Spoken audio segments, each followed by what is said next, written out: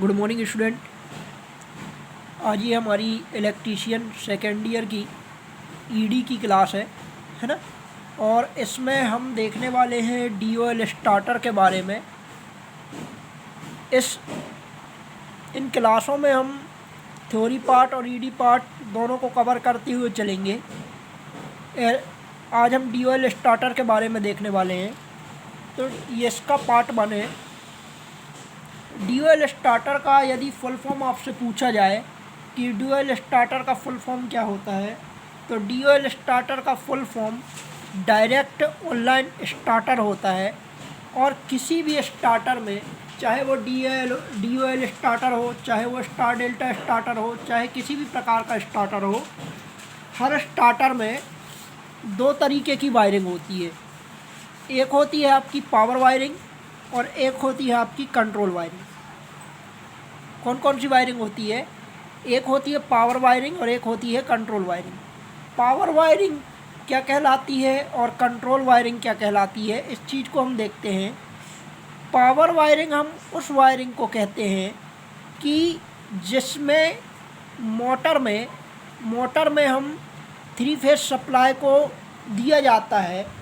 जहाँ मोटर में 3 phase supply को दिया जाता है वो क्या कहलाती है? पावर वायरिंग कहलाती है। सपोज ये मोटर है, इस मोटर में 3 फेज सप्लाई को दिया जा रहा है ना। वो कौन सी वायरिंग कहलाएगी? पावर वायरिंग कहलाएगी। कंट्रोल वायरिंग क्या कहलाती है? कंट्रोल वायरिंग वह वायरिंग कहलाती है कि जहाँ से मोटर को सप्लाई दी जा रही है और उसे किसी न किसी चीज़ के थ्रू कंट्रोल किया जा रहा है ना, तो वो कहलाती है उसकी कंट्रोल वायरिंग।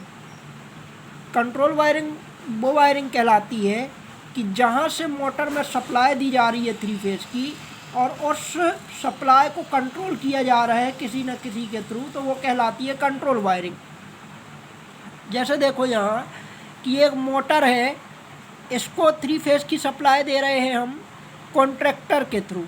ठीक, ये कॉन्ट्रैक्टर बना हुआ है और इस कॉन्ट्रैक्टर के थ्रू हम सप्लाई दे रहे हैं 3 फेज की। लेकिन इस कॉन्ट्रैक्टर को किसके द्वारा कंट्रोल किया जा रहा है, किसके द्वारा चलाया जा रहा है? कंट्रोल वायरिंग के थ्रू चलाया जा रहा है। ठीक, आई थिंक इतनी चीज़ क्लियर हुई होगी। अब हम इसके डायग्राम पे आते हैं कि डायग्राम कैसा रहता है। तो पहले हम पावर डायग्राम की बात करते हैं। डीओएल स्टार्टर का पावर डायग्राम, दोनों डायग्राम आपको ईडी में आ सकते हैं। या तो पावर डायग्राम बनाने को बोलेगा या तो कंट्रोल डायग्राम बनाने को बोलेगा, दोनों हम पढ़ेंगे। पावर डायग्राम की बात करें तो जैसा कि हमने बताया कि 3 फेज की सप्लाई मोटर में दी जाती है, तो डायरेक्ट नहीं दी जाएगी। कैसे दी जाएगी ये देखते हैं हम। सबसे पहले हमने 3 फेज के 3 वायर बनाए, आर, वाई और बी। ये आर फेज का वायर, ये वाई फेज का और ये बी फेज का।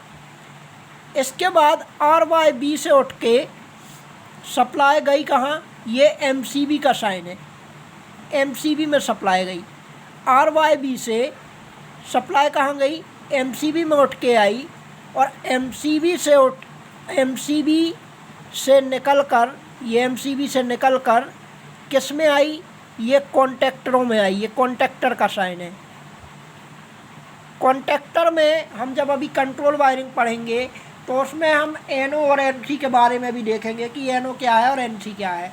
ये सारी चीज़ें हम देखने वाले हैं। तो एमसीबी से निकल के कॉन्टैक्टर में आई, ये कॉन्टैक्टर का साइन है। और कॉन्टैक्टर के दूसरे टर्मिनल से निकालकर थर्मल ओवरलोड रिले में आई, ये ओवरलोड रिले का साइन है ना। ऐसा बनाते हैं ओवरलोड रिले का साइन। तो ओवरलोड रिले में आई तीनों कॉन्टैक्टर से निकल के। और कौन सा ओवरलोड रिले लगा रहता है? ये लगा रहता है थर्मल ओवरलोड रिले, यदि नाम पूछ ले तो। और ओवरलोड रिले से निकल के हमारी मोटर में आई। तो इस प्रकार से हमारा ये पावर डायग्राम कंप्लीट होता है। अब हम कंट्रोल डायग्राम नेक्स्ट वीडियो में देखेंगे। Thank you student.